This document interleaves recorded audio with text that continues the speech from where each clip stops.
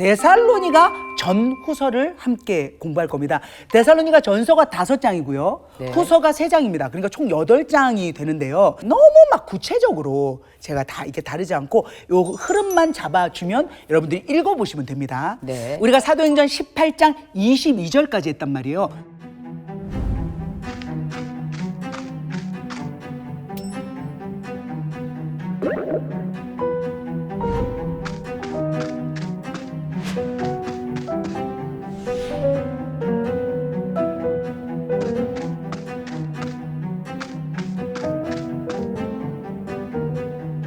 그래서 지금 사도 바울은 고린도에 있습니다. 그 과정 속에 누가 왔냐? 실라와 디모데가 와요. 그리고는 소식을 전하는데 디모데가 어디 있다 왔다고요? 데살로니가에 갔다가 상황을 살펴보고 왔단 말이에요. 그런데 데살로니가에서 있었던 일을 전하는데 너무도 기쁜 소식을 전해요. 뭐라 그러냐면 너무 잘하고 있더래요. 세상에 사도 바울이 3주 뭐 그것밖에 없었잖아. 그리고 급하게 쫓겨났단 말이에요. 그런데 그때 뿌려놨던 그 씨앗들이 잘 견뎌서 교회를 만들었다는 거죠. 3장 6절을 읽도록 하겠습니다. 이것을 먼저 읽어야 돼서요. 시작. 지금은 디모데가 너희에게로부터 와서 너희 믿음과 사랑의 기쁜 소식을 우리에게 전하고 또 너희가 항상 우리를 잘 생각하여 우리가 너희를 간절히 보고자 한 것과 같이 너희도 우리를 간절히 보고자 한다. 무슨 얘기냐면 바울이 가고 없는데 이 사람들이 너무 잘 믿는 거예요. 그리고 정말 바울이 걱정하고 계속 디모데를 보내고 괜찮냐 이렇게 하면서 보고 싶어 했잖아요. 근데 얘기를 들으니까 그 사람들도 너무 바울을 그리워하고 보고 싶어 한다는 거예요. 그러니까 믿음을 키워가고 있다는 거죠. 그것이 너무 감사했던 거예요. 그래서 칭찬하고 그다음에 응원하는 그 글을 써놨습니다. 그런데 믿음 생활을 잘하지만 여러 가지 좀 또 오해가 있고 문제가 있어서 그 마음을 알게 되어 바울이 데살로니가에 있는 사람들에게 편지를 씁니다. 거의 첫 편지예요. 2장을 보니까 바울의 안타까운 마음이 편지에 써 있어요. 어떤 이야기냐면 2장 17절을 한번 보도록 하겠습니다. 2장 17절. 형제들아 우리가 잠시 너희를 떠난 것은 얼굴이요 마음은 아니니 너희 얼굴 보기를 열정으로 더욱 힘썼노라. 그러므로 나 바울은 한 번, 두 번 너희에게 가고자 하였으나 사탄이 우리를 막았도다. 무슨 얘기냐면 정말 우리가 어쩔 수 없이 얼굴은 떠났지만 마음은 항상 뭔지 알죠? 만일에 김지선 씨가 촬영 때문에 유럽을 갔어. 근데 애들 생각해 안 해? 하죠. 그 마음이야. 그렇지. 그러니까 그걸 표현한 거예요. 엄마도 나랑 떨어져 있어도 나를 위해 기도해 안 해? 해? 하시죠. 하죠. 그 마음이 나는 얼굴은 떨어져 있고 보여줄 수는 없으나 마음은 항상 있다라는 것을 지금 여기다가 쓴 거죠. 그리고 얼굴을 보기를 계속 힘썼어요. 힘썼는데 한두 번 가려고도 했죠. 아덴에서도 기회를 보고 했지만 사탄이 막았다라는 것은 어떻게 표현하면 정확하게 알 길은 없으나 그 반대하는 유대인들 있잖아. 왜냐면 가면은 때리고 가면은 반대하고 그런 방해하는 자들 이런 사람들 그런 작용 때문에 갈 수가 없었다라는 것을 편지에 쓰는 거예요. 그리고 나서 이제 4장, 5장을 보면 본격적으로 신앙생활을 어떻게 해야 되는지에 대해서 이야기를 합니다. 4장 3절을 한번 읽어보도록 하겠습니다. 이것이 해야 되는 일입니다. 시작. 하나님의 뜻은 이것이니 너희의 거룩함이라. 곧 음란을 버리고 각각 거룩함과 존귀함으로 자기의 아내 대할 줄을 알고 그 다음 하나님을 모르는 이방인과 같이 세욕을 따르지 말고 이렇게 쭉 이어갑니다. 무슨 얘기냐면 하나님의 뜻은 이것이니 너희의 거룩함이라. 우리가 거룩한 존재라가 아니라 넌 나의 자녀야 하고 거룩하게 대해 주시는 거예요. 자, 근데 그거를 하려면 여기에 뭐라고 했냐면 음란을 내버리래요. 왜 그러냐면 데살로니가 뭐 여기뿐만 아니라 어디든 고린도든 아덴이든 어때요? 우상 섬겨. 진짜 말로 다 표현하지 못하는 성적 문란이 있어요. 하지만 이제 예수를 믿겠다. 나는 하나님을 따르겠다 하는 사람은 음란을 버려라. 그리고 아내에게 정말 잘 되죠. 왜 이 얘기를 썼냐면 소위 몸을 파는 여자, 그 다음에 진짜 그런 성적인 여러 가지의 문제가 많이 있었거든요. 그러니까 그거 다 버리고 내 아내만 사랑해라. 자, 그래서 다시 돌아보면 지금 데살로니가에 편지를 보내면서 뭐라고 하냐면 너희 너무 잘하고 있다. 세상에 어떻게 그렇게 짧은 기간에 내가 복음을 전했는데 그렇게 잘 믿어? 그리고 내가 너희를 너무 보고 싶어 하는데 상황이 아닌 데서 못 가는 거야. 그리고 그 믿음을 잘 키워하려면 거룩해야 되는데 거룩한 것은 음란을 버리고 그 어렵지 지금 주위 상황이 하지만 버려야 돼. 그리고 아내만 사랑해야 돼. 그리고 나서 뭘 얘기를 하냐면 형제를 사랑하는 것에 대해서 4장 9절에 얘기하는데요. 이거는 바울이 뭐라고 이야기를 하냐면 너네한테 얘기할 필요가 없다. 왜? 너무 잘하고 있는 거야. 형제 사랑하기를 너무 잘하면서 뭐라고 얘기하냐면 마게도냐에 쫙 소문이 났어. 너희가 어떻게 그걸 실천하고 있는지. 그래서 너무 잘하고 있는데 4장 10절에 왜 우리가 너무 잘한다고 하면서 뭐라고 해요? 더욱 그렇게 해야 돼 라고 다시 한번 너무 잘해 조금만 더 해 요렇게 4장 10절 한번 읽어봐요. 4장 10절 시작. 너희가 온 마게도냐 모든 형제에 대하여 과연 이것을 행하도다.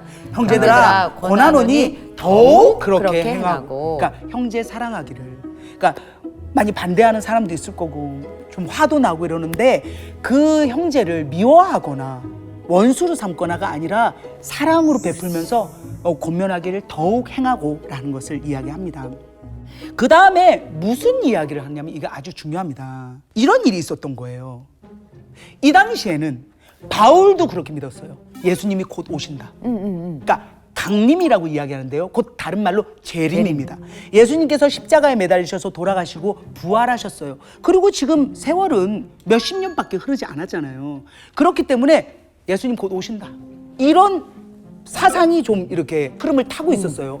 바울도 그렇게 믿고 있었고 그렇기 때문에 사람들이 예수님 곧 오실 거야. 곧 오실 거야 라는 그런 생각을 했어요. 그런 과정 속에서 이제 복음을 전해 듣고 믿고 하던 형제가 죽은 거야. 그러니까 여기서는 잠자는 자라고 표현이 됐는데 그럼 예수님 오기 전에 죽어버리면 어떻게 되는 거야? 하면서 슬퍼하는 거야. 아직 안 오셨는데 미리 죽으면 어떡해? 라고. 그래서 그거에 대해서 정리를 해줍니다. 사도 바울이. 이제 먼저 죽은 사람들도 예수를 믿었다면은 4장 14절 보면 예수 안에서 자는 자들, 그 죽은 자들도 하나님이 그와 함께는 누구냐면 예수님과 함께. 예수님과 함께 데리고 오신다. 순서가 이렇게 돼요, 여러분. 자, 이제 먼저 돌아가신 분들 있잖아요. 그분들이 예수님 재림하실 때 같이 먼저 옵니다. 그러면 우리가 살아있는 자, 예수님 우리가 살아있을 때 오실지 아니면 우리가 죽고 나서 오실지 모르지만은 그때 살아있는 자들도 함께 이제 예수님 재림을 경험하고 알게 되는 거죠. 그때 4장 16절에 뭐라고 하냐면 같이 읽어볼까요? 4장 16절. 주께서 호령과 천사장의 소리와 하나님의 나팔 소리로 친히 하늘로부터 강림하시리니 그리스도 안에서 죽은 자들이 먼저 일어나고 그 다음 그 후에 우리 살아남은 자들도 그들과 함께 구름 속으로 끌어올려 공중에서 주를 영접하게 하시리니 그리하여 우리가 항상 주와 함께 있으리라. 이거 정리하면 너무 좋을 것 같아요. 무슨 얘기냐? 이 16절에 쓴 것은 뭐냐면 이거는 로마 황제를 주라고 돼 있거든요. 그러니까 황제가 딱 등장할 때 와! 하면서 뽀뽀뽀뽀뽀 이렇게 하면서 주님을 그러니까 곧 황제를 딱 영접하거든. 요거를 이렇게 묵시적으로 표현을 한 거예요. 그렇기 때문에 그렇게 딱 하나님이 분위기를 만들어 놔. 그리고 나서 그리스도 안에서 죽은 자들이 먼저 일어나고 그 후에 우리 살아남은 자들도 그들과 함께 구름 속으로 끌어올려. 구름으로 이런 거는 어떻게 될지 모르지만 하나님이 그렇게 우리를 공중에서 주를 영접하게 하는 그 모습으로 간다라는 거죠. 그래서 사실은 지금 이것을 쓰고 나서 지금 2000년이 거의 흘러가고 있는데 그쵸. 아직도 예수님이 재림을 안 하고 계시고 내일 오실지 모레 오실지 뭐 1년 뒤일지 1000년 뒤일지 저희는 모릅니다. 그죠? 하지만 예수님은 반드시 재림하시고 이때 바울을 통해서 성령께서 쓰게 하신 것 그리고 기록하게 하신 것은 예수를 믿는 사람들은 재림에 함께 참여한다라는 거죠. 아멘. 아멘. 아멘. 아멘. 5장 한번 읽어볼까요? 시작. 형제들아, 형제들아, 때와 시기에 관하여는 너희에게 쓸 것이 없음은 다음 주의 날이 밤에 도둑같이 이를 줄을 너희 자신이 자세히 알기 때문이라. 그러니까 그러면은 그게 언젠가요? 때와 시기는 모릅니다. 자꾸 이 때와 시기를 알려주는 분들은 조심해야 돼요. 그렇다며. 그런 것들은 옳지 않습니다. 그렇기 때문에 때와 시기는 하나님만 아시는 거고요. 그래서 여기에서 표현한 것은 주의 날이 밤에 도둑같이 이른다? 마치, 그러면서 설명을 했어요. 이거는 두 사람한테 너무 딱 맞는, 너무 이해가 되는 부분이 있어요. 3절 시작. 그들이 평안하다, 안전하다 할 그때에 임신한 여자에게 해산의 고통이 이름과 같이 멸망이 갑자기 그들에게 이르느니 결코 피하지 못하리라. 8번 경험하셨고 4번 경험했잖아요. 자연 출산, 자연 출산. 그죠? 자연분만. 제가 머리가 컸다 그랬나요? 예. 얼마나 컸어요? 이거 맞지요? 이게 뭐지? 48시간을 예, 48시간 진통. 병원도 문득 안 가고 집에서. 그래도 머리가 크게 나와도 이렇게 있으니까 너무 좋죠. 안 나시면 내가 그냥 끝났지. 맞다. 그런데 해산의 고통이 어떻게 와요? 그러니까 막 갑자기 안 아프다가 그 얘기 좀 해줘봐. 그러니까는 제가 저는 그 출산하는 걸 아침 방송에서 찍으러 왔었어요. 어머, 진짜? 그러니까는 맨 얼굴로는 나가기가 뭐하니까 눈썹이라도 좀 그려야 될 것 같아서 진통이 오는데 좀 미터장을 하는 거예요. 막 근데 괜찮아. 괜찮아. 맞아. 이러는. 해산의 고통이 언제 올지 모르잖아. 그러니까 여러분, 이 해산의 고통의 이름같이 이게 멸망이 갑자기 그들에게 닥치는 거니까 괜찮아. 야, 그런 게 어딨어? 예수가 어딨어? 그럴 때 그 사람들은 멸망에 이른다라는 거예요. 그런데 정말 예수를 잘 믿는 형제들 어때요? 두려워하죠. 어둠에 있지 않잖아. 이 사람들은 도둑이 언제 와요? 밤에 오잖아. 도둑이 낮에 아유 안녕하세요. 제가 안 오잖아요. 그러니까 밤에 어둠에 이렇게 있는 사람들에 대한 걱정이지 진짜 잘 믿고 그리고 하나님을 따르는 사람들은 걱정이 없다는 거예요. 행복합니다. 그렇죠. 그렇지만 부탁을 한 것은 혹시 우리의 마음이 해이해져서 아니면은 사단에 의해 마음이 약해질 수 있잖아요. 그런 것을 조심해야 된다라는 것을 5장 6절에 그러므로 우리는 다른 이들과 같이 자지 말고 자는 것은 뭐예요? 어둠에 있고 예수를 안 믿고 하는 사람들처럼 자지 말고 오직 깨어 정신을 차리라.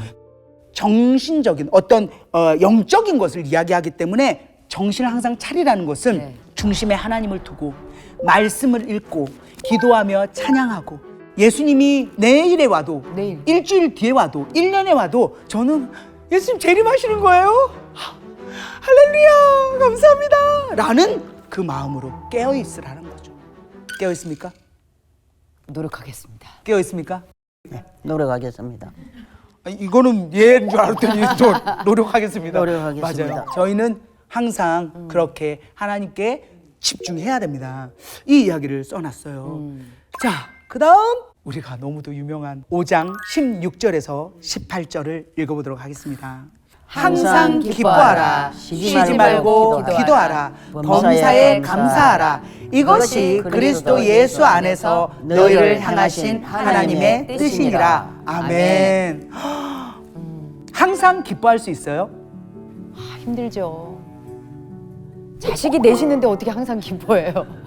쉬지 말고 기도할 수 있어요? 아유, 그것도 쉽지 않아요. 그것도 쉽지 않죠. 자, 범사에 감사해요?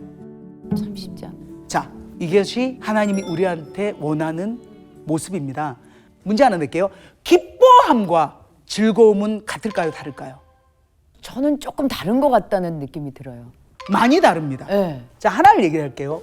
아들이 어렵게 공부해서 대학에 붙었어요. 즐거워요, 기뻐요? 기쁘죠? 기쁘죠. 뭐 이렇게 맛있는 걸 먹어요. 즐거워요, 기뻐요? 그건 즐거운 거죠. 그렇게 다릅니다. 아, 그러니까 우리가 살면서 즐거워, 춤추니까 즐거워, 옷 예쁘니까. 근데 너무 기뻐. 이것은 정말 영적인 어떠한 가치가 다른 것 같아요. 기뻐함에 대해서 우리가 묵상하며 생각해 볼 필요가 있습니다. 하나님 기뻐하는 일이 뭘까? 늘 생각하는 거예요. 나 즐거운 것도 필요하지만 삶이 나 행복해야 돼. 나 이거 가져야 돼. 즐거워. 너무 즐겁지 않니? 놀러 가니까. 그러니까 every day, every time이면 그 삶은 정말 하나님이 기뻐하는 일인지 요거를 구분해야 된다는 거예요. 이번에 이것을 준비하면서 이 마음을 확 주시는 거예요. 내 삶이 하나님이 기뻐하는 삶일까? 내가 즐거워하는 삶일까? 대박이지? 두 번째, 쉬지 말고 기도해라에 대해서 우리가 한번 얘기를 해볼까요? 이것은 저는 그렇게 생각해요. 하나님을 중심에 두고 늘 하나님께 여쭤보는 삶. 하나님 어때요? 시종을 주관해 주세요. 이런 말 하잖아요. 처음부터 끝까지를 하나님이 이끌어 주세요. 저는 거기에 올라탑니다. 뭐 이런 그런 기도가 아닐까. 그러니까 되더라고요. 기도를 늘 할 수 있더라고요. 범사에 감사하라는 뭘까요? 내가 사는데 파도를 타잖아. 좋았다가 싫었다가. 그런데 뭐래? 범사에 감사하래. 어떻게 감사해요? 사도 바울을 보면 삶이요. 감옥에서도 어디도 항상 감사해요. 어떻게 이렇게 감사하는지 그것이 감사입니다. 고난 속에서 감사하는 것. 이것에 대해서 이야기를 합니다. 우리의 믿음 생활 속에 어떻게 항상 기뻐하고 네. 쉬지 말고 기도하고 범사에 감사할 수 있는지를 경험하신 분이잖아요. 그래서 그 이야기를 짧게 간증으로 좀 나눠주셨으면 좋겠는데. 제가 아마 넷째 출산하고 나서 그 심한 우울증이 왔었어요. 그러니까 정말 인생을 포기하고 싶을 정도로 심한 우울증이 와서 그때 방송을 하던 분이 이제 정신과 의사셔가지고 그분이 이제 보기에도 조금 안 좋은 상태니까 그분이 직접 갖고 오셨어요. 그 테스터기를. 이거를? 예, 뭐 설명. 그걸 다 했더니 그분이 빨리 약 처방에 들어가지 않으면 큰일 날 것 같다고. 그래서 알았다. 그러고서 근데 이제 이성미 집사님께서 연예인 연합 예배를 내가 열게 돼서 지선아, 내가 우리 연예인들이 자꾸 안 좋은 일이 있어서 연합 예배를 만들었어. 올래? 그래서 연합 예배에 처음 참석을 했어요. 근데 그 첫 예배에 그 말씀이 그러니까 제가 감사가 없었던 거예요. 그러니까 제가 외부에서 봤을 땐 전 일도 잘 나가죠. 그렇지. 결혼해서 아이도 최고지. 이렇게 있죠. 그러니까 다른 사람이 보면은 저는 축복을 받았는데 저는 그걸 다 짐이라고 생각을 했던 거예요. 불만이. 그러니까 막 남편도 미워 보이고 애들도 안 예뻐 보이고 나는 왜 내가 이렇게 짐을 많이 지고 있지? 그런데 그 짐과 그 복과의 차이가 종이 한 장 차이였던 생각을 어떻게 하느냐에 따라서 이게 축복이고 이거는 짐이고 이렇게 되는 거였던 거예요. 제가 그 감사가 없어가지고 그날 제가 그 감사를 찾았던 거예요. 그래가지고 그날 정말로 엄청나게 막 울고 아무튼 그래서 제가 그때 그 의사한테 전화해서 나 회복됐다고. 어머. 근데 뭘로 회복됐니? 그래서 예배에 참석했다고 했더니 또 뺏겼네. 또 뺏겼어. 그분이 또 그러시더라고요. 예. 그러니까 예. 많이 뺏겨요. 제가 이제 그래서 지금까지도 매일은 안 되지만 일주일에 그래서 5번, 6번씩은 감사 노트를 써요. 그 감사 노트를 이렇게 쓰는 이유가 감사가 가슴에 있으면 그 해로운 그 어두운 것들이요. 그렇죠. 튕겨져 나가는 것 같아요. 그러니까. 예, 그래서 이거는 나의 방패막이구나. 이 감사가 그래서 중요한 거구나. 그래서 사도 바울이 여기서 얘기해 준 그러니까. 감사가 있으면요. 기뻐할 수밖에 없고 기도할 수밖에 없고 감사해요 하나님. 이게 그냥 세 박자가 딱딱딱 맞아 떨어지는 거예요. 그러면 최근에 가장 감사한 건 뭐예요? 많겠지만 저희 딸도 감사 노트를 쓰기 시작했어요. 근데 중요한 건 그걸 아빠가 제안을 했어요. 남편이 제안을 해서 우리 네가 하루에 3가지만 감사를 하고 자기 전에 우리 함께 기도를 하고서 그리고 자자. 그래서 저희 3명이 딸이 얘기하고 그리고서 아빠가 기도해주고 자고. 너무 감사해요, 진짜. 진짜. 예. 자, 다시 한번 읽어보도록 하겠습니다. 5장 16절, 네. 18절. 자, 갑시다. 시작. 항상 기뻐하라. 쉬지 말고 기도하라. 범사에 감사하라. 이것이 그리스도 예수 안에서 너희를 향하신 하나님의 뜻이라. 아멘. 이제 데살로니가 후서를 갑니다. 데살로니가 후서는 3장밖에 안 됩니다. 자, 지금 바울이 어디 있죠? 고린도에 있어요. 그래서 편지를 보냈어, 데살로니가 전서를. 그런데 전서를 보내고 나서 약간의 오해가 또 생긴 거예요. 그래서 그걸 보내고 뭐 정확하게 신학자들에 대한 의견은 다르지만 한 4개월 아니면 수개월 뒤에 데살로니가 후서를 2편으로 보냅니다. 무슨 문제가 있었냐면 사도 바울이 재림에 대해서, 강림에 대해서 얘기했잖아요. 왜냐하면 사도 바울도 예수님이 오신다라고 믿었고 그렇기 때문에 이제 그것에 대해서 준비하라, 그리고 자는 자가 되면 안 된다 이렇게 했잖아. 그러니까 이 사람들이 오해를 한 게 예수님 곧 온다 이거야. 그래가지고 일도 안 하고 일해봐. 뭐하냐, 이제 우리 저 재림하면은 공중으로 이제 올라가서 예수님하고 같이 살 건데 하고 일을 안 해. 이런.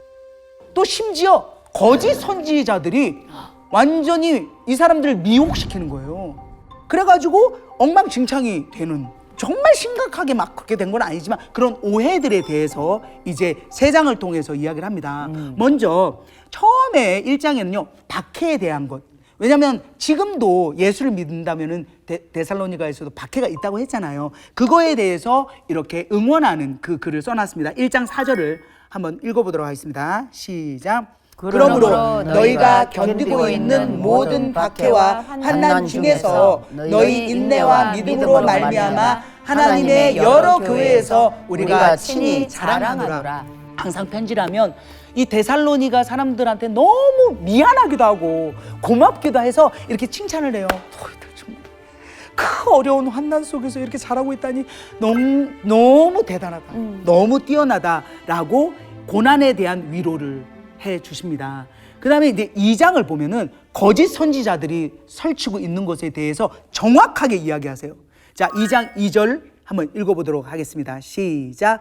영으로나 또는 말로나 또는 우리에게서 받았다 하는 편지로나 주의 날이 이르렀다고 해서 쉽게 마음이 흔들리거나 두려워하거나 하지 말아야 한다는 것이라.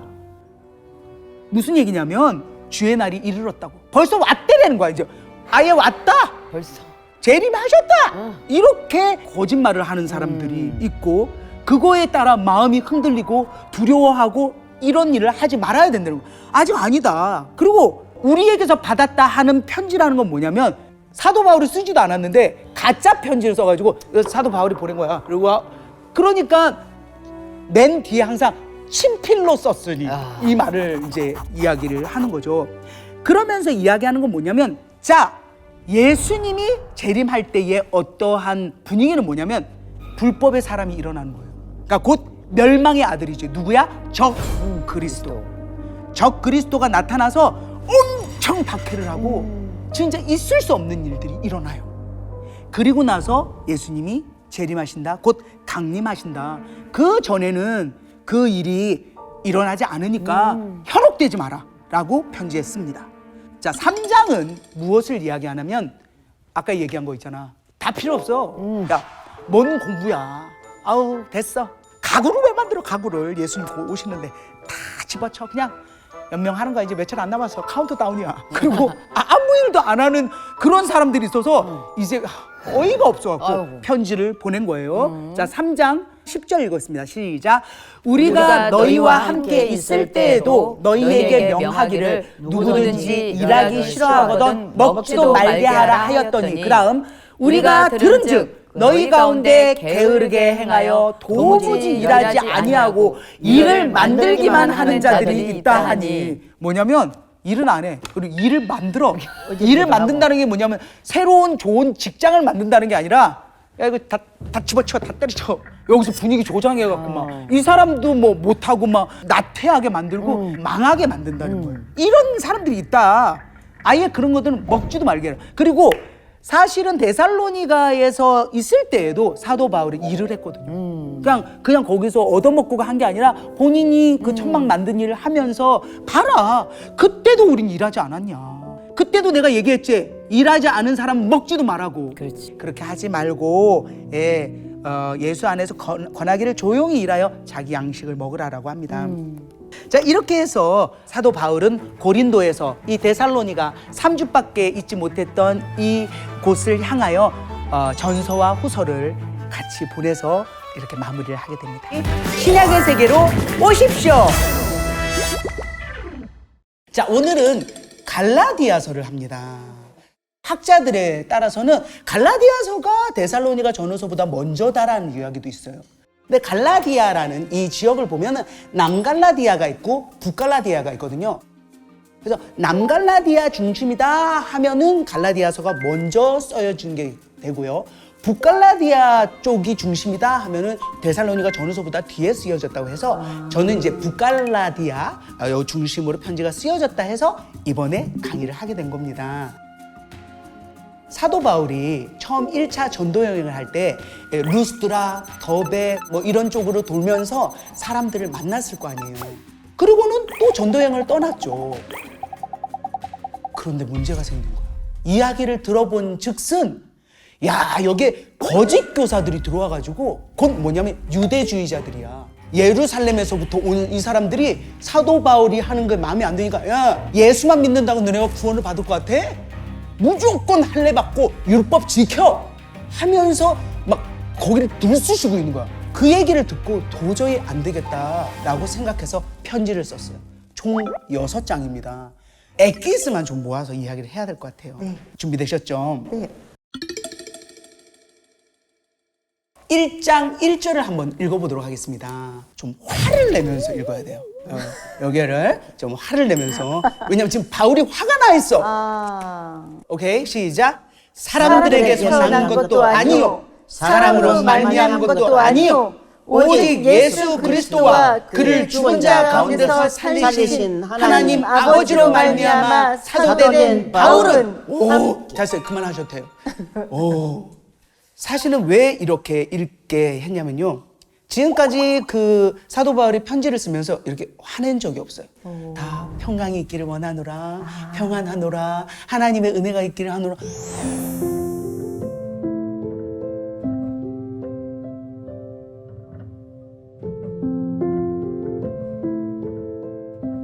이렇게 고린도 전서도 어디든 다 그랬거든. 화가 잔뜩 나요. 1장 6절을 보면은 너네가 속히 떠나 다른 복음을 따르는 것이 이상하다. 여기 이상하거든. 이상해. 아니 그렇게 해서 알겠습니다. 바울 우리가 예수를 믿겠습니다. 할렐루야 했던 사람들이 홀라당 넘어가서 그래? 이걸로는 부족한가?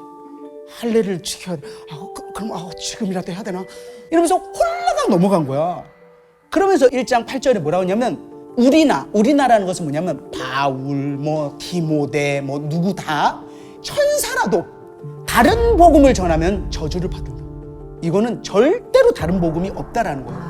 1장 10절에 보면 사람들에게 좋게 하랴? 내가 사람들을 통해서 기쁨을 구하랴? 아니, 나는 하나님께야. 내가 전한 복음은 절대로 사람의 뜻에 따라 된 것이 아니다. 사람에게 받은 것도 아니고 배운 것도 아니고 오직 예수 그리스도 죽은 자 가운데서 살리신 하나님 아버지로부터 내가 사도가 됐어 라고 한 이유는 그 오해에 대해서 풀어주는 거야. 뒤에 설명은 이건 거야. 그 거짓 교사들이 야 우리 예루살렘에서 왔어. 우리는 완전 정통파야. 사도 바울? 걔가 뭘 알아? 걔가 무슨 예수님하고 같이 살았대? 걔가 무슨 사도야? 말도 안 돼. 라는 잘못된 소문을 내요. 그러니까 바울은 화가 난 거야.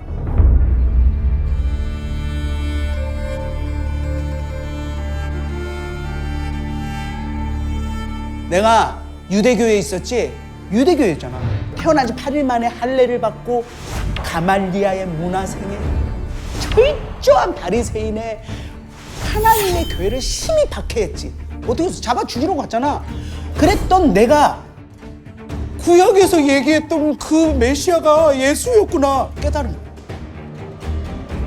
그리고 아라비아라는 곳으로 간 거야. 이쪽 이제 아라비아 쪽. 그걸 가서 3년을 있었어요. 18절에 이렇게 써 있어. 게바가 누구예요? 베드로예요. 베드로를 만나려고 15일을 머물렀어. 근데 그때 베드로 말고 다른 사도들은 야고보 외에는 만난 적이 없어요. 그렇게 써 있어. 그리고 20절에 보면 이 거짓말이 아니야. 예수님을 직접 만나서 내가 이렇게 예수를 믿게 된 거다라는 것은 거짓말이 아니다 라고 표현을 한 거예요. 그 후에 21절을 보면 어떻게 됐어? 써 있는 거는 수리아, 길리기아 지방에 이르렀으나 그리스도 안에 있는 유대의 교회들이 나를 얼굴로는 알지 못하고 23절 시작 다만 우리를 박해하던 자가 전에 멸하려던 그 믿음을 지금 전한다 함을 듣고 나로 말미암아 하나님께 영광을 돌리니라. 이게 무슨 얘기냐면 그 유대의 교회들이 사실은 바울을 의심하고 있었거든. 진짜 걔가 예수 믿어? 어떻게 이렇게 뒤집어지지? 완전히 헷갈하고 바뀌지? 그랬는데 지금 결과가 막 나오고 있잖아. 이 안디옥 교회 부흥되고 바나바하고 막 해서 말씀을 가르치고 그분이 바로 예수님이다 하니까 얼굴은 본 적이 없어. 그런데 그 사람들이 얘기해, 우리를 박해하던 자가 전에 멸하려던 그 믿음이 뭐야? 복음이잖아. 곧 예수가 그리스도고 그리스도께서 십자가에 매달리셔 돌아가시고 부활하셨다. 그 믿음을 지금 전한다 함을 듣고 나로 말미암아 나는 누구야? 바울로 말미암아 하나님께 영광을 돌리는 거야. 이건 뭐냐면 진짜 지금도 그래요. 제가 이렇게 간증을 가잖아요. 사람들이 제가 조혜련 씨 예수 안 믿을 때 믿으라고 기도했어요. 그러면서 하나님 감사합니다 하면서 이렇게 표현할 때 그게 하나님께 영광 돌리는 그 일이더라고요. 두 분이 이렇게 앉아서 이 어려운 갈라디아서를 들어주며 찍어서 유튜브로 올리는 이것도 하나님께 영광 돌리는 일입니다. 감사합니다. 아멘. 아멘. 자, 됐습니다. 자, 2장 갑니다. 1절을 한번 읽어볼게요. 시작. 14년 후에 내가 바나바와 함께 디도를 데리고 다시 예루살렘에 올라갔나니. 디도가 예루살렘에 뭐를 하러 갔냐면 예루살렘이 너무 어렵다고. 여기가 흉년 기근이 들었거든. 그래서 저 구제 헌금을 모아서 그리고 또 뭐 회의를 하기 위해서 이렇게 갔을 때에 그때 디도를 데려왔는데 디도는 제자 중에 헬라인이에요. 그래서 여기에 뭘 써놨냐면 디도는 헬라인이라 절대 할례 못 받게 했어요. 이거는 왜 그러냐면 여기에 이제 써 있는데 그러나 나와 함께 있는 헬라인 디도까지도 억지로 할례를 받게 하지 아니하였으니 이것은 가만히 들어온 거짓 형제들 때문에 내가 안 했다. 그러면서 이제 이야기하는 건 그겁니다. 엄마한테 그리고 최강희님한테 물어봅니다. 할례는 구원의 수단입니까? 아닙니까? 아닙니다. 아닙니다. 자, 그러면 이거를 한번 돌려볼게요. 고넬료라고 있어. 베드로가 고넬료라는 이방인을 만나서 세례를 준단 말이에요. 거짓 율법 교사들에 의하면은 고넬료 할례 받아야 돼, 안 받아야 돼? 받아야 되잖아. 근데 안 받았잖아. 할례는 구원의 수단이 아닙니다. 그러면서 이렇게 얘기를 해요. 베드로는 할례자에게 지금 복음을 전하잖아요. 할례자라는 건 뭐야? 곧 유대인한테. 그러면서 바울은 이방인에게로 라고 하나님이 딱 마음을 가지게 하신 거죠. 자, 2장 11절에 베드로를 사도 바울이 뭐라고 합니다. 무슨 일이 있었냐? 걔봐, 베드로가 이방인들하고 밥을 먹는 거야. 이제 스파게티하고 뭐 이게 시켜놓고, 이제 라자냐도 시켜놓고 먹었겠지? 요리는 달라질 수 있어요. 그래서 이게 막 먹고 있어. 먹고 있는데 저쪽에 예루살렘에 야고보가 보낸 사람 같은 유대인들이 오는 거야. 그러니까 갑자기 베드로가 이방인하고 밥을 먹으면 안 되지? 그리고 일어나서 도망을 가. 그때 같이 먹던 바나바가 엉겹게는 왜 의자 삐 가면서 일어나면 막 분위기 그러면 가야 되는 거 같잖아. 바나바 어디 가세요? 아버지 간 거야. 이게 외식입니다. 이것을 사도 바울이 불러놓고 뭐라 그래요?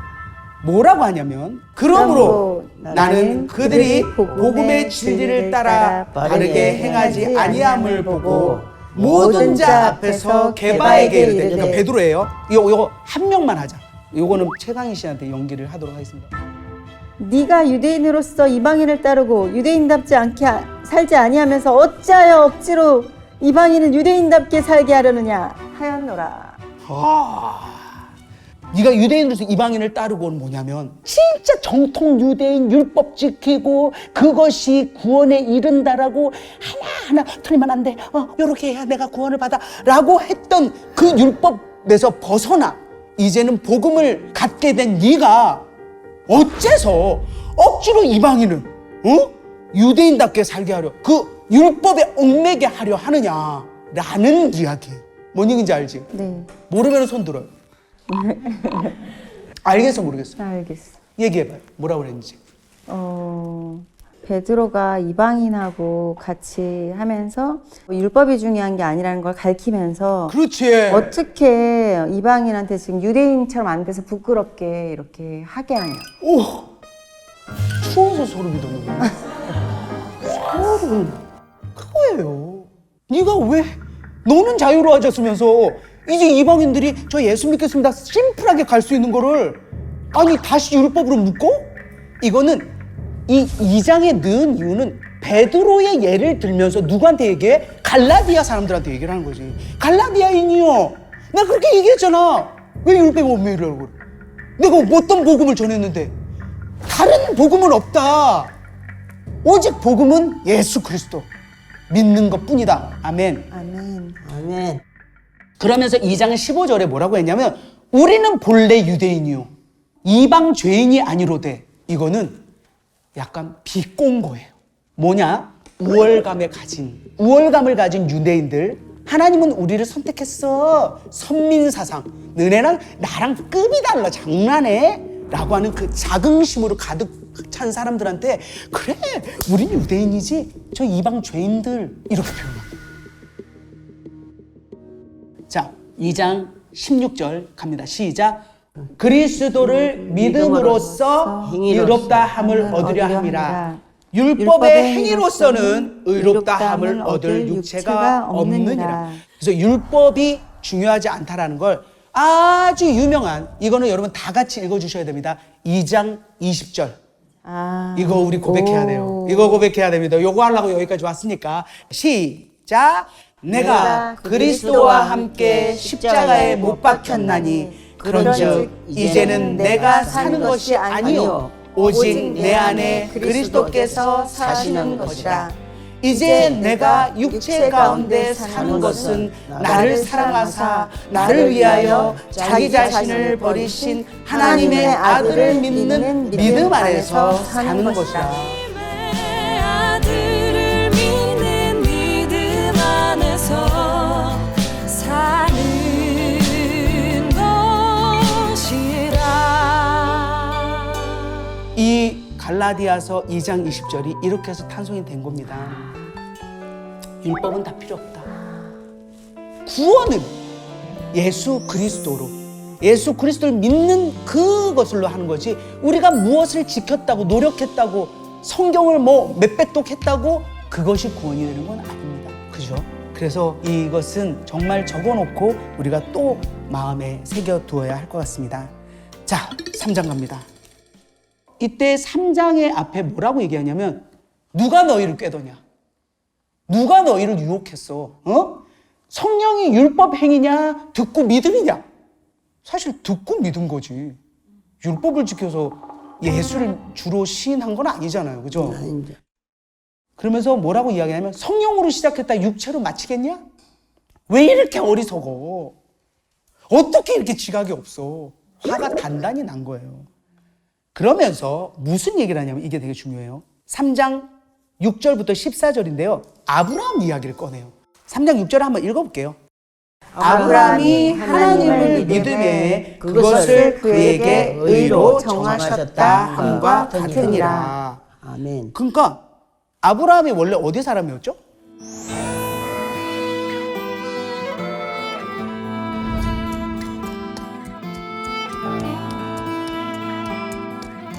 그때 질문할게요.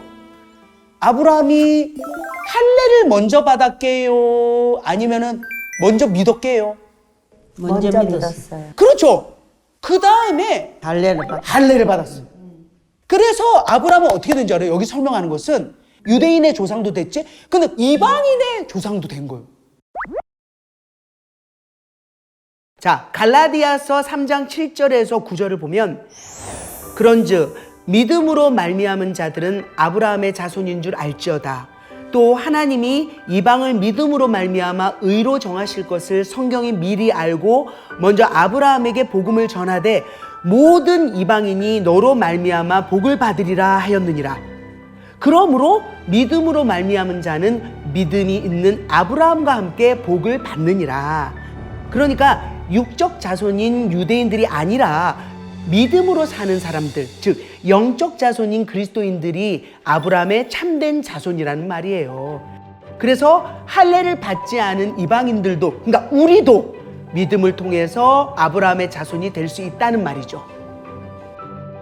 그러면서 아주 중요한 이야기, 3장 11절 한번 신나게 한번 우리가 읽어보도록 하겠습니다. 또 하나님 앞에서 아무도 율법으로 말미암아 의롭게 되지 못할 것이 분명하니 이는 의인은 믿음으로 살리라 하였습니다. 아멘. 아멘. 아멘. 의인이 뭐예요? 죄가 없어지는 거예요. 뭘로 인해서? 율법을 지켜서예요?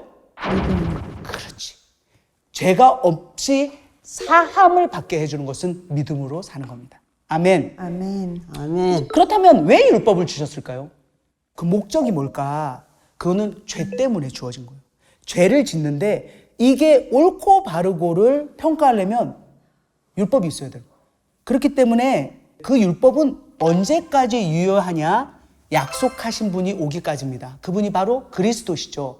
그래서 율법은 우리가 죄 가운데 있다는 것을 밝혀 알게 하지만 율법이 구원을 받게 해준다? 그건 말도 안 된다는 걸 갈라디아서 얘기 또 하고 다른 서신서에도 얘기 또 하고 아이고 자세가 왜 이래 또 하고 그런 거예요. 그러니까 이게 보면 들었던 얘기 또 들은 것 같고 들었던 얘기 또 들은 것 같은데 그것이 제일 중요하기 때문에 그런 거예요. 자, 3장 23절을 한번 읽어보도록 하겠습니다. 믿음이 오기 전에 우리는 율법 아래에 매인 바 되고 계시될 믿음의 때까지 갇혔느니라. 그 다음 이같이 율법이 우리를 그리스도께로 인도하는 초등교사가 되어 우리로 하여금 믿음으로 말미암아 의롭다함을 얻게 하려 함이라. 믿음이 온 후로는 우리가 초등교사 아래에 있지 아니하도다. 이게 무슨 얘기냐면 율법은 초등교사다.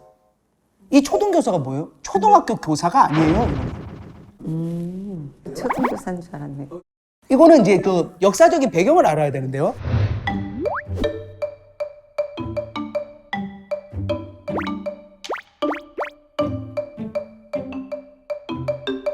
그런 초등교사다. 그렇게 표현을 한 겁니다. 그래서 그걸로는 구원에 이루지 못한다라는 걸 이렇게 표현을 한 거죠.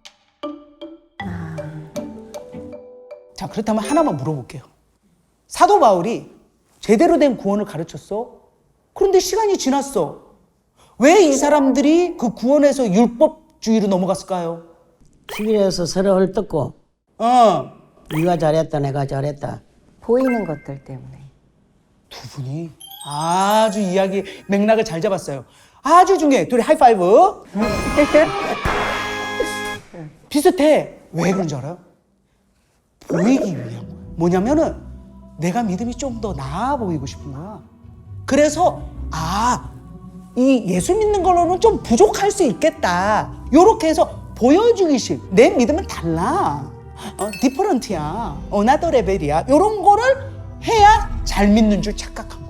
요런 안 좋은 사단의 작용이 들어온 거죠.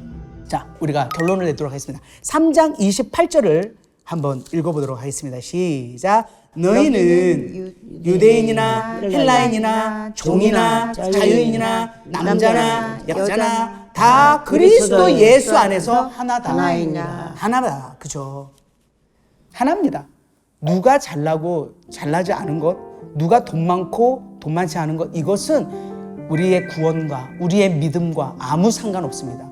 이것은 2000년 전에 갈라디아인들을 위해서 썼지만 지금 성경을 읽고 있는 여러분에게 하시는 이야기입니다. 자, 4장 갑니다. 무슨 이야기를 하냐면 4장 1절, 2절을 한번 읽어볼까요? 시작. 내가 또 말하노니 유업을 이을 자가 모든 것의 주인이나 어렸을 동안에는 종과 다름이 없어서 다음 그 아버지가 정한 때까지 후견인과 청지기 아래에 있나니 그 다음 이와 같이 우리도 어렸을 때에 이 세상의 초등학문 아래에 있어서 종노릇 하였더니 때가 참에 하나님이 그 아들을 보내사 여자에게서 나게 하시고 율법 아래에 나게 하신 것은 하면서 자 앞에는 뭐냐면은 왜 그런 거 있잖아 뭐 교회 다니는 집사가 아니라 왜 집에서 이렇게 돌보고 하는 그런 거라고 하죠 뭐 여기를 지키는 사람 이런 사람들이 아들을 돌봐주는 거예요. 그래서 후견인 청지기가 아들을 돌봐주는 것처럼 율법에 얽매였던 종이 되었던 부분들이 있었었는데 때가 참에 하나님이 그 아들을 보내사 여자에게서 나게 하시고 마리아에게 나게 하셨죠. 율법 아래에 나게 하신 것은 하나님의 자녀라는 거죠. 그래서 너희가 아들임으로 그 자녀임으로 하나님께서 그 아들의 영은 뭐예요? 예수님의 그 영이죠. 성령을 우리 마음 가운데 보내사 그 다음 이거 읽어봐요. 시작. 아빠 아버지라 부르게 하셨다. 엄마는 하나님을 뭐라고 부르십니까? 하나님. 여호와. 그 다음에 아빠. 아빠 아버지. 아빠 아버지라고 믿지 않는 사람들은 못합니다.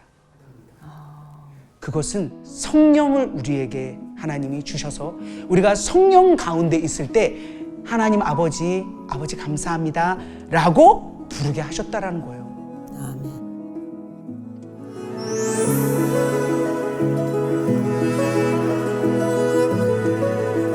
그래서 여기에 한번 보면은 초등학문은 너를 위해 아무것도 해줄 수 없는데 왜 돌아가려고 하느냐? 나 돌아갈래? 이 저 설경구도 아니고 왜 돌아가려고 해? 뭐가 좋다고? 이 바보들아! 라고 하는 거죠.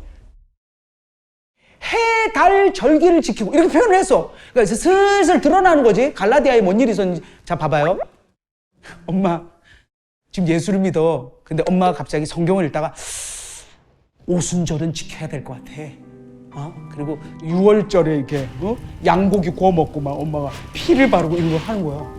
예수 믿다가. 그러니까 그걸 하고 있으니까 기가 막힌 거야. 사도 바울이. 그럼 화가 나겠어 안 나겠어? 나겠어요. 화가 나면 승기를 빡 내야 되잖아. 이제 감정으로 호소를 해. 사도 바울이 4장 11절부터 시작. 내가 너희를 위하여 수고한 것이 헛될까 두려워하노라. 아멘. 두려워하고 있어요. 아, 내가 한 것이 헛된 일이 될 것 같아. 너네 이렇게 하면 안 돼. 라고. 그러면서 12절부터 20절은 뭐냐면요. 전도 여행 때 사도 바울이 이제 막 다 걸어 다녔잖아요. 그러면 몸이 아플 수도 있잖아요. 갈라디아를 돌아다닐 때 아팠어. 아팠는데 정확하게 어디가 아팠다라고는 이야기를 안 해요. 그래서 학자들은 이렇게 얘기해요. 간질일 수 있다. 간질 알잖아. 막 몸이 뒤틀리고 이런 보면 깜짝 놀랄 정도로 힘든 게 있잖아요. 또 안질이다. 왜냐하면 눈이 병이 생겨갖고 잘 보이지도 않고 뭔 일이 있었는지 이런 학설은 있지만 정확하게 병이 뭐라고는 이야기하잖아요. 그래서 보면은 약간 놀라고 어떻게 사도가 저래? 스승이 어떻게 저러지? 라고 업신여길 수 있으나 갈라디아 사람들은 안 그랬어. 여기 뭐라고 표현되냐면 내가 아프다고 하니까 니네 눈까지 빼어줄 마음이었잖아. 내가 아플 때 너희가 나를 정말 돌봐줘서 내가 얼마나 마음이 좋은 줄 알아? 그래서 복음을 더 열심히 전했잖아. 그런데 왜 지금 변했냐? 이것은 뭐냐면 이 사람들이 복음에서 나온 사랑을 가지고 사도 바울을 대하는 거예요. 그런데 시간이 흐르고 거짓 율법 교사들이 들어와서 흔들어 놓으니까 그 마음이 스그적하고 변했다라는 걸 자기의 갈라디아인과 교제하면서에 있었던 에피소드를 가지고 이렇게 표현을 한 겁니다. 4장 19절 한번 읽어봅니다. 시작. 나의 자녀들아 너희 속에 그리스도의 형상을 이루기까지 다시 너희를 위하여 해산하는 수고를 하노니. 이젠 자녀들아라고 했어. 그러니까 자기가 진짜 뱃속으로 나온 아이 같은 거야. 그러면서 지금 문제가 장난 아니잖아. 지금 당장 뭐예요? 야, 나 갈 것도 많고 갈라디아 아유 알아서 하라 그래 라고 할 수 있는데, 그런데 뭐래요? 너희 속에 그리스도의 형상을 이루기까지 다시 너희를 위해 해산하는 수고를 해야 되겠다. 다시 나아야 되겠다.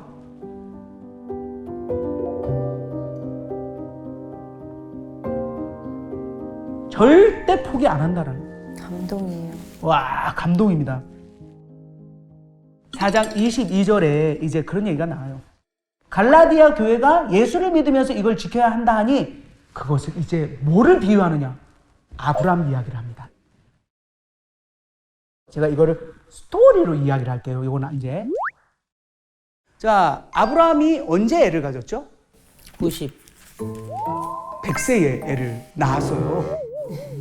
아브라함 마누라 사라. 90. 그치. 그런데 무슨 일이 있었냐면 아브라함이 가나안 땅에 온 지 10년 됐을 때 마음이 불안한 거야. 애기가 안 생기니까. 그래서 어떻게 해요? 하갈이라는 종을 통해서 애를 낳게 해요. 그래서 누가 낳아요? 이스마엘이 태어나잖아요. 그 후에 사라가 이삭을 낳아요. 엄마가 말한 것처럼 사라가 90세, 아브라함이 100세 때죠. 요것을 갈라디아서 4장에다가 얘기를 한 거예요. 아브라함에게 두 아들이 있어요. 하나는 여종에게서, 그리고 곧 하갈이죠. 그리고 하나는 사라라고 얘기 안 하고 자유 있는 여자에게서 낳았다는 거예요. 여종에게서는 육체를 따라 낳고 자유 있는 여자에게서는 약속으로 말미암았다. 그러면서 뭐라고 하냐면 이것은 비유다. 이 여자들은 두 언약인 거예요. 하갈은 시내산으로부터 종을 낳은 자니 곧 하갈이라. 그러니까 왜냐하면 시내산에서 모세가 율법을 받잖아요. 그 다음에 지금 있는 예루살렘과 같은 곳이라고 하는 것은, 지금 있는 예루살렘은 어때요? 여기에서 지금 거짓 율법 교사들이 갈라디아 교회에 와갖고 지금 다 봐봐, 율법을 지켜야 돼요, 예수 믿는다고 되는 게 아니야 하고 막 거짓 선전포고를 하고 있단 말이에요. 율법에 대한 것을 하갈로 비유를 한 거고, 자유 있는 자 곧 사라는 오직 위에 있는 예루살렘 곧 우리 어머니다. 위에 있는 예루살렘은 무슨 얘기를 하냐면 이제는 사라가 아이를 낳을 수가 없어요. 왜냐하면 90살인데. 그런데 아이를 낳았잖아요. 그건 뭐냐? 성령의 힘으로 주시. 그렇죠. 이삭은요, 사람의 힘으로 난 사람이 아니에요. 하나님이 개입하셔서 아이를 가질 수 없는 사라를 통해서 한 거죠. 자, 그렇다면 우리는 어떻게 하나님을 믿게 되었을까요? 우리는 믿을 수 있는 사람들이 아니에요. 예수님께서 십자가에 매달리지 않았으면 우리가 구원을 받을 수 없죠. 이것은 위에 있는 예루살렘, 하늘에서 하신 거잖아요. 그렇게 우리도 믿음을 받은 겁니다. 4장 28절 있습니다.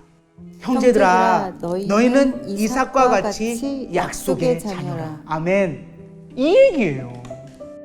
그래서 곧 최복순, 최강희, 조혜련은 이삭과 같은 약속의 자녀입니다. 갈라디아 사람들도 그렇습니다. 어떻게 율법을 지킨다고 네가 구원을 받겠니? 하나님의 초자연적인 그 사랑으로, 그 복음으로 너는 예수를 믿게 된 거야. 자, 5장 여기에는 무슨 이야기를 하냐면 할례에 대한 이야기를 해요. 5장에 표현된 건 종의 멍에라는, 멍에 알죠? 멍. 뭐 새도 멍에 이렇게 멍해하잖아. 이 종의 멍에. 그러니까 율법을 지켜내야 되는 얽매인 그 사람들을 향해서 이야기를 하는 거예요. 자, 그러면은 이걸 한번 물어볼게요. 할례를 받으면은 구원을 못 받습니까? 아니요, 받을 수 있죠. 자, 그럼 할례 안 받으면 구원을 못 받습니까? 받아요. 그렇습니다. 아무 상관없습니다. 자, 그러면 우리가 예수를 믿어요, 최강희님. 네. 막 살아도 돼요? 안 돼요. 예수 왜? 어차피 구원받는데. 구원은 이미 정해진 거 아니에요? 아이고. 택도 아니죠. 어? 택도 아니야. 하나님을 더 알고 믿는데 더 죄를 짓고 양심에 어떻게 그래 할 수가 있겠어요? 오, 그 이야기를 하는 겁니다.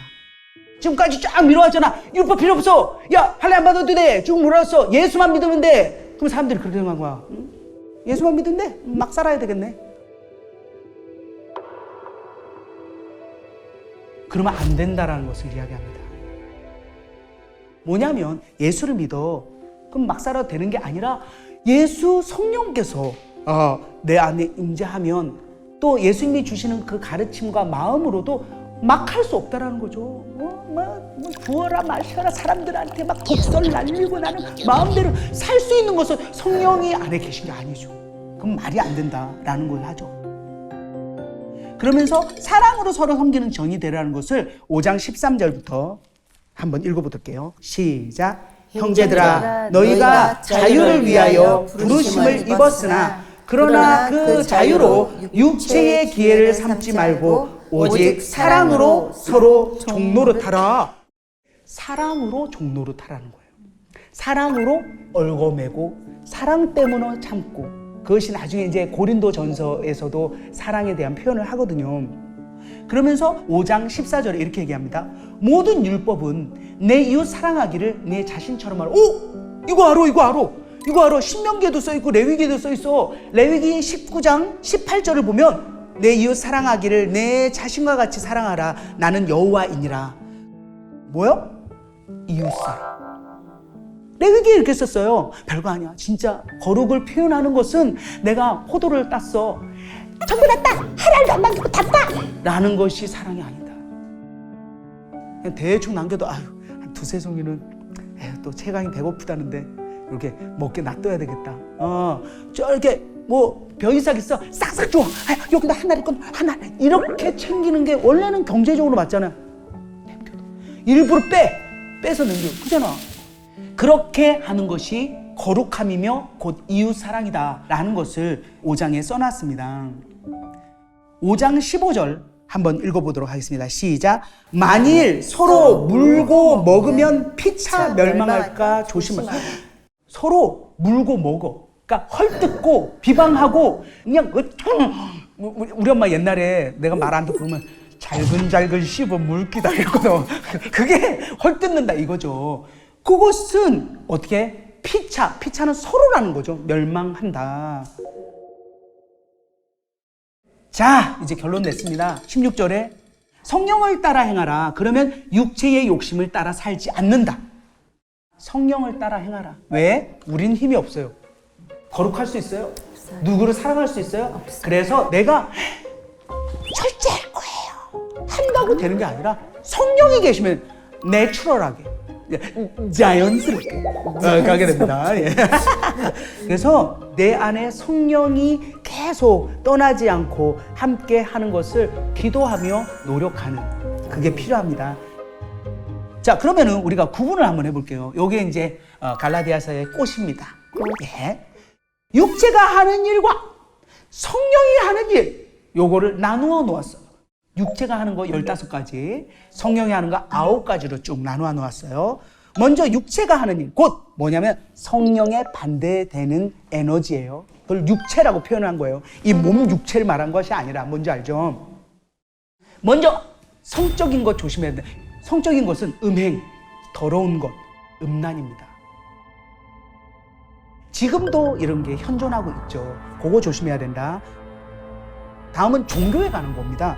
우상 숭배, 하나님 제일 싫어하는 거잖아, 그죠? 그 다음에 주술에 관한 것, 그것을 조심해야 된다. 이 종교에 관한 것. 세 번째가 좀 많습니다. 원수되게 하는 것, 분쟁, 시기, 분냄, 막 화내고 막 편가르고 분열하는 것. 이게 제일 많아. 왠지 내 마음에 쟤랑은 나랑은 안 어울려. MBTI도 서로 안 맞고 이렇게 좀 분열시키는 거. 그 다음 이단, 투기까지 얘기했습니다. 여기서 짚어낸 거는 여기에 이단이 바로 거짓 교사들 얘기하는 거예요. 갈라디아에 들어와서 분열시키는 이 이단을 찝었어요. 다음에 이야기한 것은 이제 술 취함과 방탕함에 대한 15가지로 나눴고요. 자, 그렇다면 우리가 추구해야 되는 것은 성령의 열매로 9가지로 써놨네요. 한번 이거는 읽어볼까요? 5장 22절 성령의 열매는 뭘까요? 23절까지 있습니다. 시작. 오직 성령의 열매는 사랑과 희락과 화평과 오래 참음과 자비와 양선과 충성과 온유와 절제니 이 같은 것을 금지할 법이 없느니라. 야, 그런데 놀라운 건 성의 열매 단수야. 단수예요, 단수. 복수가 아니라.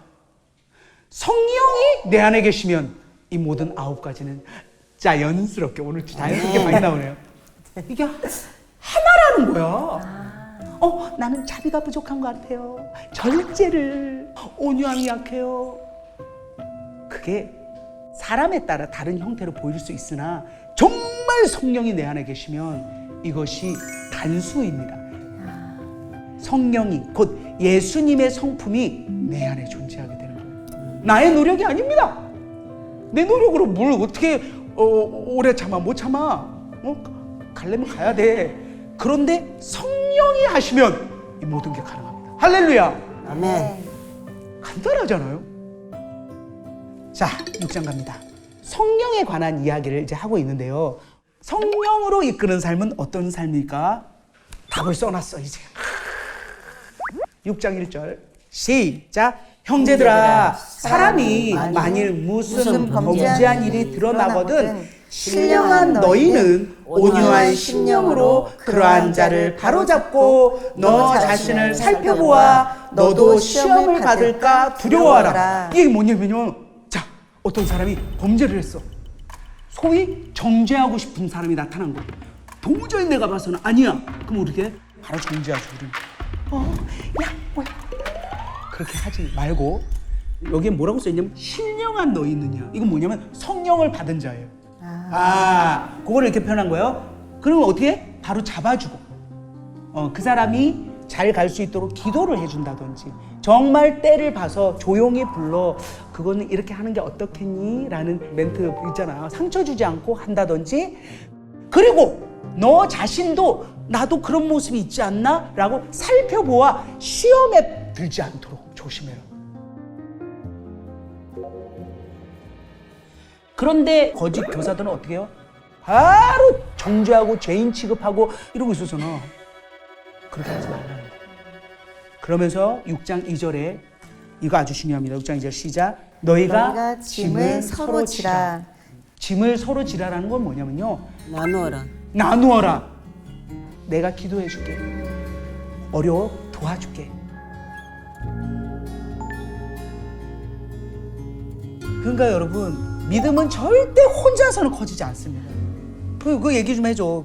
광고처럼 믿음은 네, 믿음은 절대 혼자서 하는 게 아닙니다. 지금 봐봐요. 둘이잖아 이거. 둘이면서 흔들면 따블 아니야. 그리고 내가 혼자 같지만 누군가 있습니다. 4명이네 이거. 4명. 그렇게 하라는 거예요. 지금 성령이 하는 일이에요. 그리고 6장 3절에 말하는 것은 뭐냐면 자랑하지 말라는 거예요. 왜? 생색주의 있잖아. 내가 했잖아. 내가 공부하잖아. 너 나랑 다르잖아. 김희애 씨인데 내가 다르잖아. 이거잖아요. 하지 말라. 자랑하지 마라. 이제 6장 14절 한번 읽어보도록 하겠습니다. 시작. 그러나 내게는 우리 주 예수 그리스도의 십자가 외에 결코 자랑할 것이 없으니 그리스도로 말미암아 세상이 나를 대하여 십자가에 못 박히고 내가 또한 세상을 대하여 그러하니라. 이제 우리는 주 예수 그리스도의 십자가만 자랑할 거예요. 그리고 그동안에 우리가 자랑했던 것은 뭐? 땅땅땅 십자가에 못 박고 됐어요. 나는 오직 예수님만 바라볼 거예요 라고 고백하고 이 성경을 읽으며 이 시대를 살며 그것을 사모해야 됩니다. 아멘. 그래서 6장 15절에 다시 또 사실 사도 바울이 했던 얘기 또 하고 했던 얘기 또 하거든요. 할래 무할래 중요하지 않다. 이것만 지금 거의 20번을 한 것 같은데 내가. 네. 중요한 건 하나님의 자녀로 새로 지으심을 받는 것이다. 여러분은 새로운 피조물입니다. 아멘. 원래 지어졌지만 좀 약간 때가 묻고 몰랐거든요. 하나님 몰랐거든요. 그런데 이제는 우리가 다 알게 됐잖아. 그리고 모르는 부분을 또 읽으면서 또 알아가잖아요. 무서워요 이제. 왜? 겁나. 그 두려움과 떨림이 너무 중요한 거예요. 그래서 성경에도 있잖아요. 선질로 왔을 때 넘어질까 조심하라. 엄마의 이 고백이 너무도 감동입니다. 왜 그런 거 있거든. 이제 뭐 성경 한 60번 이상 읽으니까 다 알아. 아이고. 나는 뭐. 그런데 두렵고 떨린다. 그 떨림, 두려움 아주 필요합니다. 자, 17절, 18절을 읽으면서 마무리하도록 하겠습니다. 시작. 이후로는 누구든지 나를 괴롭게 하지 말라. 내가 내 몸에 예수의 흔적을 지니고 있노라. 다음, 형제들아, 우리 주 예수 그리스도의 은혜가 너희 심령에 있을지어다. 아멘. 이제 그만 얘기하게 해. 그만 괴롭혀라. 왜? 예수의 흔적을 지니고 있잖아. 나는 예수로 옷 입었다. 그러니 더 이상 나 흔들지 마라. 라고 하며 너희 심령에 정말 예수 그리스도의 은혜가 있게끔 기도하며 마무리합니다. 여기까지입니다. 할렐루야. 와.